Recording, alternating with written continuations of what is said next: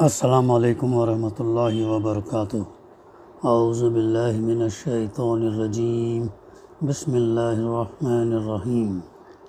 انا للمتقین عند ربہم جنات النعیم، افنجعل المسلمین کالمجرمین، ما لکم کیف تحکمون، ام لکم کتاب فیہ تدرسون، انا لکم فیہ لما تقیرون، ام لکم ایمان علینا بالغۃ الی یوم القیامۃ، انا لکم لما تحکمون، سلہم ایہم بذلک زعیم، ام لہم شرکاء فلیاتوا بشرکائہم ان کانوا صادقین، یوم یکشف عن ساق ویدعون الی السجود فلا یستطیعون، خاشعۃ ابصارہم ترہقہم ذلہ وقد کانوا یدعون الی السجود وہم سالمون۔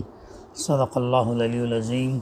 رب اشرح لی صدری ویسر لی امری واحلل عقدۃ من لسانی یفقہوا قولی، رب زدنی علما۔ یقیناً خدا ترس لوگوں کے لیے ان کے رب کے ہاں نعمت بھری جنتیں ہیں۔ کیا ہم فرما برداروں کا حال مجرموں سا کر دیں؟ تم لوگوں کو کیا ہو گیا ہے؟ تم کیسے حکم لگاتے ہو؟ کیا تمہارے پاس کوئی کتاب ہے جس میں تم یہ پڑھتے ہو کہ تمہارے لیے ضرور وہاں وہی کچھ ہے جو تم اپنے لیے پسند کرتے ہو؟ یا پھر کیا تمہارے لیے روز قیامت تک ہم پر کچھ عہد و پیمان ثابت ہیں کہ تمہیں وہی کچھ ملے گا جس کا تم حکم لگاؤ؟ ان سے پوچھو تمہیں سے کون اس کا ضامن ہے؟ یا پھر ان کے ٹھہرائے ہوئے کچھ شریک ہیں جنہوں نے اس کا ذمہ لیا ہو؟ یہ بات ہے تو لائیں اپنے شریکوں کو اگر یہ سچے ہیں۔ جس روز سخت وقت آ پڑے گا اور لوگوں کو سجدہ کرنے کے لیے بلایا جائے گا تو یہ لوگ سجدہ نہ کر سکیں گے، ان کی نگاہیں نیچی ہوں گی، ذلت ان پر چھا رہی ہوگی۔ یہ جب صحیح اور سالم تھے اس وقت انہیں سجدے کے لیے بلایا جاتا تھا اور یہ انکار کرتے تھے۔ سورہ القلم کی آیت نمبر 34 سے آیت نمبر 43 تک کی تلاوت اور اس کی ترجمانی ابھی ہم نے سماعت کی۔ اس سورت کی تفسیر کا سلسلہ الحمدللہ جاری ہے۔ گزشتہ ان آیتوں سے پہلے ہمارے مطالعے میں بات آئی تھی ان اشخاص کے بارے میں، اس میں سے ایک وہ تھا جو اس کی کھیتی تھی اور وہ جو ہے جب کھیتی فصل تیار ہو گئی تو ان لوگوں نے طے کیا اس کو کاٹنے سے پہلے کہ اگر کوئی مسکین وہاں پر آئے تو ہم انہیں کچھ بھی نہیں دیں گے، اور آپس میں چپکے کہتے جاتے تھے یہ بات کہ مسکین جو ہے ہمارے باغ میں نہ آ پائے، اور انہوں نے نہ دینے کا فیصلہ کیا۔ جب وہ چل پڑے مگر جب باغ کو دیکھا انہوں نے کہنے لگے تو راستہ بھول گئے، یعنی ان کا جو باغ تھا اللہ تعالیٰ نے اسے کیا کر دیا؟ ہلاک کر دیا، ختم کر دیا، زمین دوز کر دیا۔ تو پہلے وہ کہنے لگے کہ یہ تو ہم راستہ بھول گئے ہوں گے، ایسا انہوں کہنے لگے، بلکہ ہم محروم ہو گئے۔ جب پھر ان میں کا ایک جو بہتر آدمی تھا اس نے کہا میں نے تم سے کہا نہ تھا کہ تم تسبیح کیوں نہیں کرتے؟ اللہ کا شکر ادا کرنا، یہ ایک بڑا سبق ہے ہمارے لیے کہ اللہ جو بھی ہم کو دیتا ہے اس کا شکر ادا کریں۔ اگر شکر ادا کرتے ہیں تو اللہ تعالیٰ مزید عطا فرماتا ہے۔ شکر زبان سے بھی اور عمل سے بھی، زبان سے بھی اللہ کا شکر، اس کی تسبیح، اس کی کبریائی، اور عمل سے اس کی فرما برداری کرنا۔ تو کہتا ہے کہ اگر یہ تو پکار اٹھے، پھر اس کے بعد جب وہ لوگ پکار اٹھے کہ ہمارے رب واقعی ہم گنہگار تھے، پھر ان میں سے ہر ایک دوسرے کو ملامت کرنے لگا۔ آخر کار انہوں نے کہا افسوس ہمارے حال پر، بے شک ہم سرکش ہو گئے تھے، ہم باغی ہو گئے تھے، بعید نہیں کہ ہمارا رب ہمیں بدلے میں اس سے بہتر باغ عطا فرمائے۔ ہم اپنے رب کی طرف رجوع کرتے ہیں. انہوں نے توبہ کی اور اللہ کی طرف جو ہے رجوع کرتا ہے. تو اللہ تعالیٰ فرماتا ہے کہ ایسا ہوتا ہے یہ عذاب.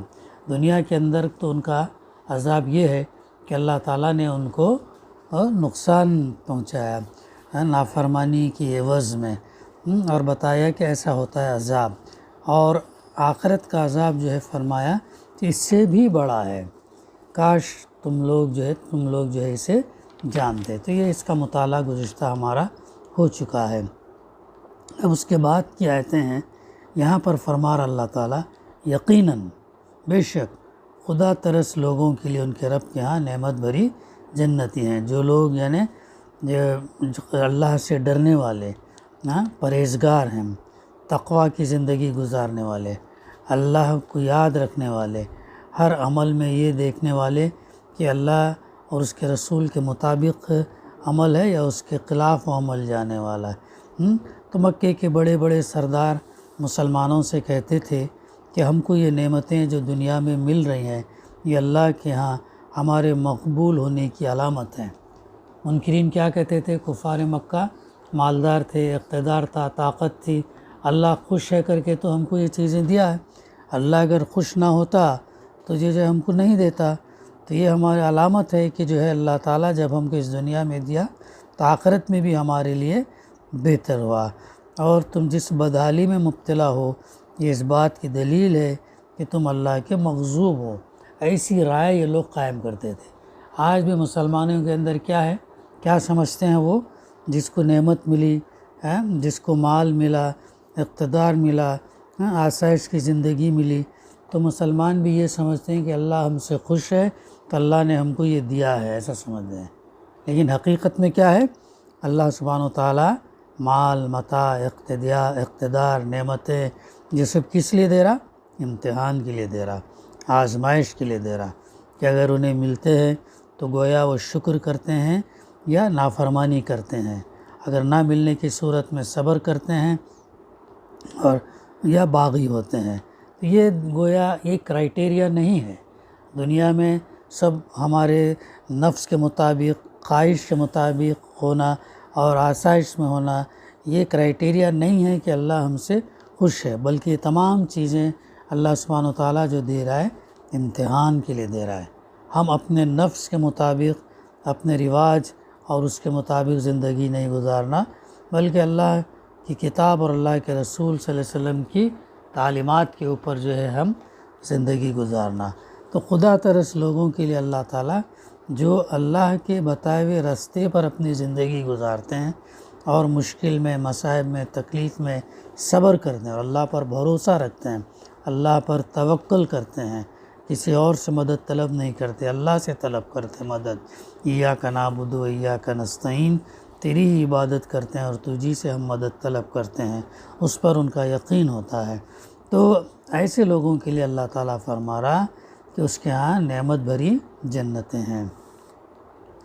پھر آگے فرما رہا کیا ہم فرما برداروں کا حال مجرموں کا سا کر دیں؟ سوال کر رہا اللہ تعالیٰ. جو لوگ ہماری اطاعت سے منہ نہیں موڑتے بلکہ فرما بردار ہو کر زندگی گزارتے ہیں، کیا ان کا معاملہ ہم ان کے جیسا کر دیں جیسا مجرم لوگ کرتے ہیں، جو انکار کرنے والے کرتے ہیں؟ سوال کریے کیسے ممکن ہے؟ قرآن مجید میں اور بھی اللہ تعالیٰ نے سوال کیا کہ یہ کیسے ممکن ہوتا کہ جو ہے سیدھے راستے پر چلنے والا اور ٹیڑھے راستے پر چلنے والا دونوں ایک ساں کیسے ہو سکتے؟ جو اندھا ہے اور جو بینا ہے، نابینا اور بینا دونوں ایک ساں کیسے ہو سکتے؟ جو اچھے اعمال کرنے والے اور برے اعمال کرنے والے یہ دونوں ایک ساں کیسے ہو سکتے؟ تو یہ بالکل لاجک ہے، یہ دلیل ہے کہ قیامت ہوگی، آخرت ہوگی، اور آخرت میں جو ہے اللہ تعالیٰ انصاف کرے گا اور جس کے اعمال جیسے ہوں گے جزا یا سزا ان کو دے گا. تو پھر آگے اللہ تعالیٰ اور سوال کر رہا ہے کہ مالکم کیف تحکمون، تم لوگوں کو کیا ہو گیا ہے، تم کیسے حکم لگاتے ہو؟ تم کیسے حکم لگاتے ہو؟ یعنی یہ بات عقل کے خلاف ہے کہ اللہ تعالیٰ فرما بردار اور مجرم میں تمیز نہ کرے. یہ جو عقل کے خلاف ہے illogical بات ہے، irrational بات ہے۔ یہ ممکن نہیں ہے کہ جو کائنات کا مالک ہے، جو بامقصد انسان کو دنیا میں بھیجا ہے، وہ یہ تمیز نہ کرے کہ جو ایک فرما بردار اور نافرما بردار کے اندر تمیز نہ کرے، یہ ممکن نہیں ہے۔ تمہاری سمجھ میں آ کر کیسے یہ بات آتی ہے کہ کائنات کا خالق کوئی اندھا راجا ہے جو یہ نہیں دیکھے گا کہ کن لوگوں نے دنیا میں اس کے احکام کی اطاعت کی اور برے کاموں سے پرہیز کیا، اور کون لوگ تھے جو اس سے بے خوف ہو کر ہر طرح کے گناہ اور جرائم اور ظلم و ستم کرتے رہے۔ تم نے ایمان لانے والوں کی خستہ حالی اور اپنی خوشحالی تو دیکھ لی، مگر اپنے اور ان کے اخلاق اور اعمال کا فرق نہیں دیکھا، اور بے تکلف حکم لگا دیا کہ اللہ کے ہاں ان فرما برداروں کے ساتھ تو مجرموں کا سا معاملہ کیا جائے گا، اور تم جیسے مجرموں کو جنت عطا کر دی جائے گی۔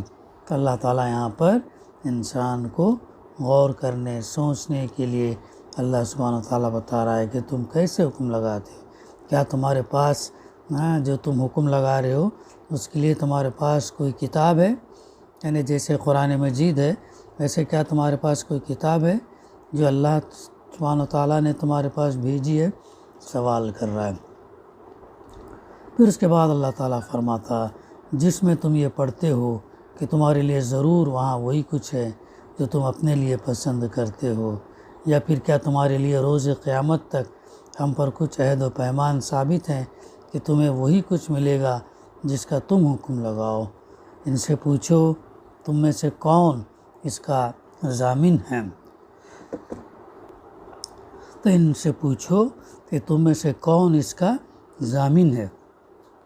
یعنی یہاں پر اصل میں لفظ زعیم استعمال ہوا۔ کلام عرب میں زعیم اس شخص کو کہتے ہیں جو کفیل یا ضامن یا کسی قوم کی طرف سے بولنے والا ہو۔ مطلب یہ ہے کہ تم میں سے کون آگے بڑھ کر یہ دعویٰ کرتا ہے کہ اس نے اللہ سے تمہارے لیے ایسا کوئی عہد و پیمان لے رکھا ہے۔ تو ظاہر بات ہے یہ ان کے ہاں یہ چیز نہیں تھی، لیکن وہ گمان کر بیٹھے تھے، اور جو ہے اچھا مطلب یہ سمجھتے تھے کہ جیسا ان کو دنیا میں ملا ہے ویسا ہی ان کو آخرت میں ملے گا، irrespective آف کہ وہ اچھا کام کریں یا برا کام کریں، یہ ان کا تصور تھا۔ تو اللہ تعالیٰ آگے ان سے اور سوال یہ کر رہا ہے کیا پھر ان کے ٹھہرائے ہوئے کچھ شریک ہیں جنہوں نے اس کا ذمہ لیا ہے؟ یعنی تم جن کو اللہ کے ساتھ شریک ٹھہراتے ہو، کیا انہوں نے کچھ ذمہ لیا ہے تم کو بچانے کے لیے، تم کو وہاں کے عذاب سے دور رکھنے کے لیے؟ کیا انہوں نے کچھ ذمہ لیا؟ دیکھ کیسے اللہ سبحانہ وتعالیٰ نے بارہا سمجھایا انکار کرنے والوں کو، مشرکین کو، یہ تمام مثالوں سے اللہ تعالیٰ سمجھا رہا ہے۔ تو اگر ایسی بات اگر ہے تو لائیں اپنے شریکوں کو، اگر یہ سچے ہیں، یعنی تم اپنے حق میں جو حکم لگا رہے ہو اس کے لیے سرے سے کوئی بنیاد نہیں ہے، یہ عقل کے بھی خلاف ہے۔ اللہ کی کسی کتاب میں بھی تم یہ لکھا ہوا نہیں دکھا سکتے، تم میں سے کوئی یہ دعویٰ بھی نہیں کر سکتا کہ اس نے اللہ سے ایسا کوئی عہد لے کیا ہے، اور جن کو تم نے معبود بنا رکھا ہے ان میں سے بھی کسی سے تم یہ شہادت نہیں دلوا سکتے کہ اللہ کے ہاں تمہیں جنت دلوا دینے کا وہ ذمہ لیتا ہے۔ پھر یہ غلط فہمی آ کر تمہیں کہاں سے لاحق ہو گئی؟ تو یہ اللہ سبحانہ وتعالیٰ جو ہے سوال کر رہا کہ یہ بات لائیں تو اپنے شریکوں کو، اگر یہ سچے ہیں، اگر تم سچے ہیں تو بات لے کر آؤ۔ پھر اس کے بعد فرما رہا ہے یوم یکشف عن ساق ویدعون الی السجود فلا یستطیعون، جس روز سخت وقت آ پڑے گا، یعنی اصل الفاظ ہیں یوم یکشف عن ساق، جس روز پنڈلی کھولی جائے گی۔ صحابہ اور تابعین کی ایک جماعت کہتی ہے کہ یہ الفاظ محاورے کے طور پر استعمال ہوئے ہیں۔ عربی محاورے کے مطابق سخت وقت آ پڑنے کو کشف ساق سے تعبیر کیا جاتا ہے۔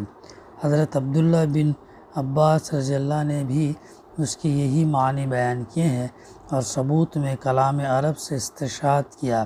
ایک اور قول جو ابن عباس اور ربیع بن انس سے منقول ہے اس میں کشف ساق سے مراد حقائق پر سے پردہ اٹھانا لیا گیا ہے۔